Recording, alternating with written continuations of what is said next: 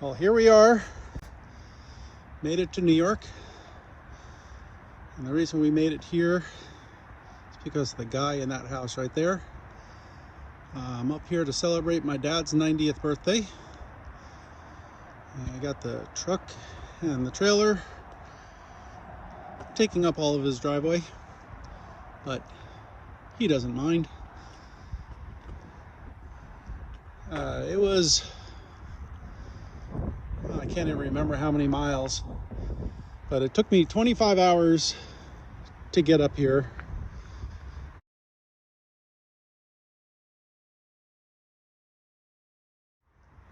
Most of the way was pretty easy until I got to Washington, D.C. And thanks to the current political climate,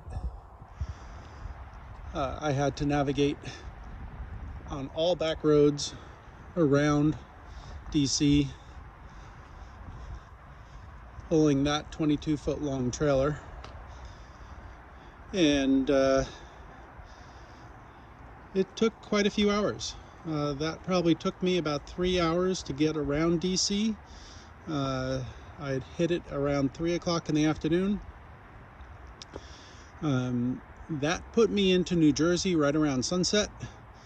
And unfortunately, New Jersey, New York, parts of Connecticut are very difficult to navigate when you are dealing with vehicles that are 10'7" to the tip of that.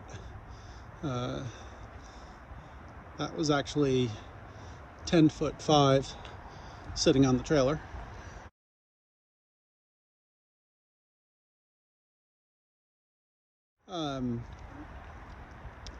And then got a vehicle that's over, with the tongue, probably looking at about 50 feet in length. And there is no easy way to get through New Jersey and cross over the Hudson River without going into New York City. I don't know whoever designed those roads, but they take you directly into Manhattan over the George Washington Bridge, which for this setup would have cost me $65 to go through that toll.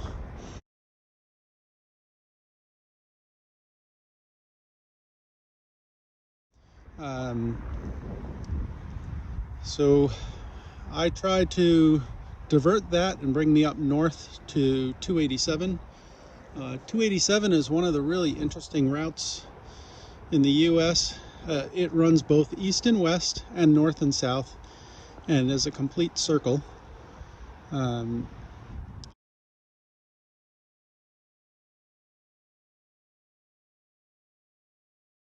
So in order to pick it up, I have to actually head west, then north, then east and south to get across the Hudson River. So that took a couple of hours driving at night on mostly back roads to get to 287. Go this way for the wind.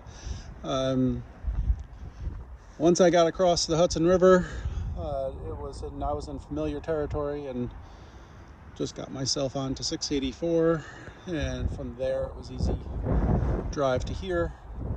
But I arrived at midnight after a 15-hour drive that day. I did end up pulling it with that. So that truck on that trailer pulled with this, and I was getting a fantastic 6.7 miles per gallon. I calculated this trip at 10 miles to the gallon. That truck should get about 12, but still have some issues I got to sort out, which is what we'll be doing today. I have a friend coming over, and I will be bringing that to a Mitsubishi Fuso dealer here in New York, and getting some issues sorted out with the turbo.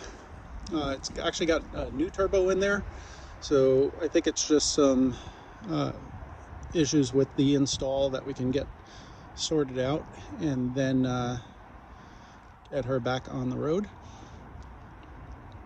But no worries on that. I will be here for a little less than a month. I leave here on April 17th, bound for Washington, which is my wonderful graffiti back here. And yeah, so I will be in this area, New York, and then I will be heading up to Vermont for a little while, visit some friends there, and touch base with where's my finger? My roots. Well, I shouldn't really say that. This is actually my roots. This is where I was born and raised, but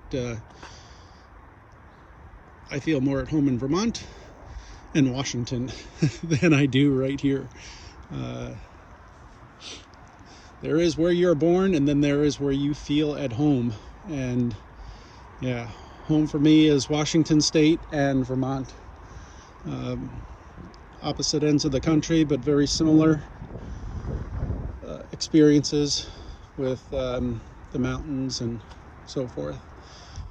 So that is where we are today. It does feel like just yesterday I was frolicking on the beach in Florida in the nice warm Atlantic Ocean down there. I am freezing up here because I think it's like 50 something degrees, which is really ironic because when I lived in Vermont this time of year, when it would hit 50, this would be like spring. I'd be outside in a t-shirt. But that is because you're coming out of temperatures that are around 18 degrees, 20 degrees over winter. So 50 is a very welcome change. But coming up from Florida, where it was just in the 80s, 90s, and had a lot of humidity, this is very, very cold. And that is my friend arriving. So I'm going to say goodbye, and I will keep you posted on my journey here.